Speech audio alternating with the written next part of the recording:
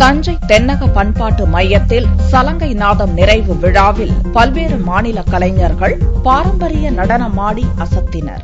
தஞ்சை தென்னக பண்பாட்டு மையத்தின் கலைவிழா கடந்த வாரம் துவங்கியது. தமிழகம், கேரளா, ஆந்திரா, நாகாலாந்து, குஜராத் உள்ளிட்ட அனைத்து மாநில நடன கலைஞர்கள் பங்கேற்றனர். புதனன்று மாலை நடந்த நிறைவு விழாவில் நல்ல அறுவடை வேண்டி இயற்கை பேரழிவுகளிலிருந்து காப்பாற்றுவது, ராமர் வனவாசம் சென்று நாடு திரும்பியது என பல்வேறு தலைப்புகளில் கலைஞர்கள் நடனமாடி அசத்தினர்.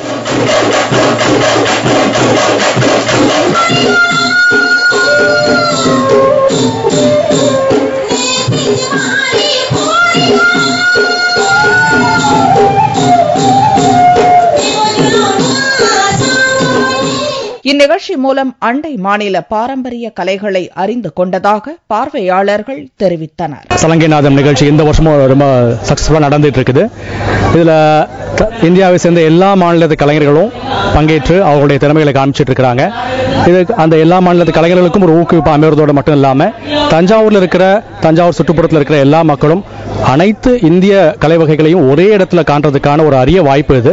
ஒவ்வொரு வருடமும் தென்னக பண்பாட்டு மையம் ஏற்பாடு செய்திருக்கும் இந்த நிகழ்ச்சி மிகவும் வரவேற்கத்தக்கது.